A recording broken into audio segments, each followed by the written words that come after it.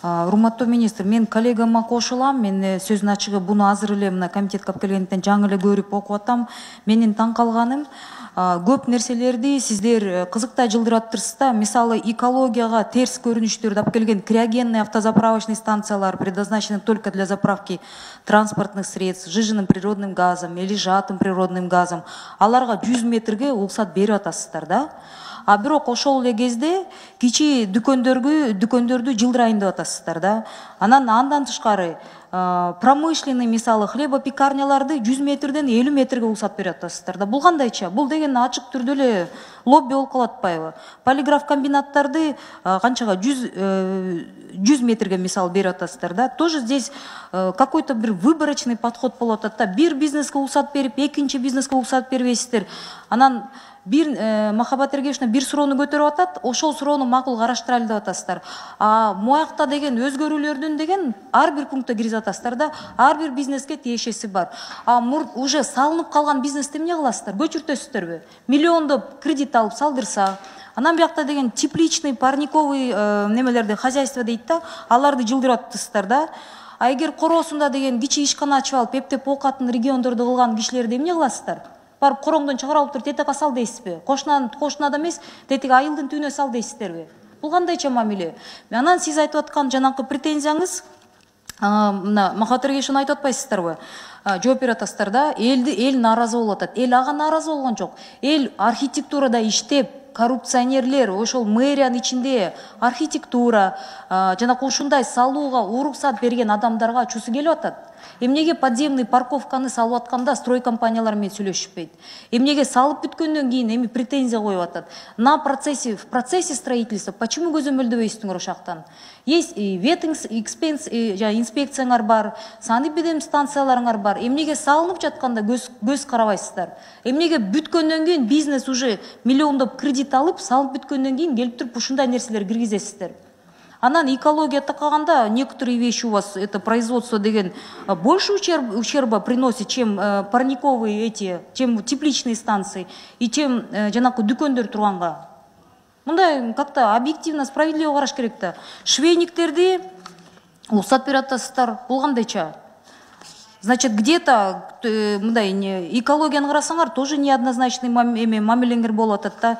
Анан мусороперерабатывающий тоже у вас там интересно двигается. Вы просто норму поставили меньше и больше. АЗС-терди разрешаете в каких-то нормах. Аларды вообще анда жылдыргыла. Эгер экология жагын, элдин ден соолугун карасаңыздар. Бул жерде деген объективный подход болуш керек да. Бир бизнеске уруксат берилип, экинчи бизнести жылдырганча болгандай. Силерге ушул силердин комиссияңарга доступ бар адамдарга, значит, уруксат берилет. А эгер сыртта калып калган, и причем самые, получается, низшие слои, вы их задвигаете, те, кто более-менее оокатын кылаткандар. Здесь очень много претензий будет кийин, а потом салынып калган бизнесте моундай нерселерди киргизгенде, анда биз эмнеге мораторийлерди коюп атабыз? Мораторийлерди жарай алып туруп, аягында ушуну менен кайра бүт чабып атпайсыңарбы? Бүт мындай тескери кетип атпайбы? Өкмөттүн жасаган иши, мына азыр өкмөт келет да отчет менен. Биз моуну жасадык, мораторий деп эң биринчи чыгарасыздар. Мына азыр 5-те биз комиссия барабыз. Мактайбыз да, мораторий, молодцы, киргиздиңер. А вот это же вы все вычеркиваете, все, что хорошее вы делаете такими вещами.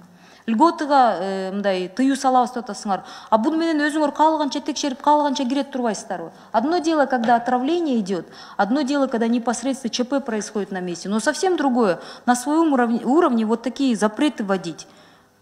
И одно дело птицефабрика масштабная, а вы здесь прям распределяете. Больше 400 тысяч кур – это меньше вреда, значит, а больше 400 – это больше вреда. Как это? Одинаковые же. Это логике не подлежит. Чоң-чоң ири ишканалар лобби кылып алды деген сөз да. Мону жакшылап текшерип алыңыз, анан барып туруп ишкерлерди кыдырып чыгыңыз.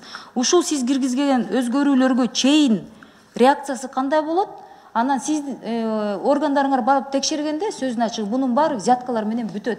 Эльвира Галбековна, у вас предложение какое будет? У меня предложение. Вообще вот эти все вещи давайте и отложим, и пусть они согласовывают. Так нельзя поступать. Очень много будет претензий. Мои коллеги, просто я смотрю, половина вы еще не ознакомились. Здесь как хотят заправки передвинули, как хотят производство передвинули. Где, какие критерии, что заправка меньше вреда, чем производство хлебопекарни. Если он у себя во дворе открыл маленькое тепличное производство, значит оно меньше, это больше вреда, чем какие-то там станции будут. Так же нельзя. Давайте комплексом, bunu отдельно отырып, общественное слушание алла, организациялар чакырыла, анан бизнесті ушундайда чакыргыла. Байкелер, бұл тура түшүнгүлө, мен айтканым алдын ала, мындай көп комитетте көп сүйлөйм, алдын ала айтып туруп сүйлөгөндөн кийин ошондой эле чыгат. Анан таарынасыздар. Менин сунушум буну деген элдин астына чыгарып алып туруп, бизнес гил деген ассоциациялар бар. Чыгаргыла, элдин астына ошо талкууга алгыла. Көп киши каршы болот буга. Бул туура эмес нерсе. Мораторийди өкмөт аябай мактанып киргизип атасыңар.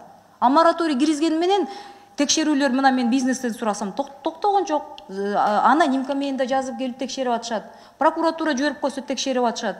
Анда эмнеңер менен мактанасыңар азыр? Мондай менен вы оказываете медвежью услугу своему руководству. Пожалуйста, вытащите на общественное обсуждение.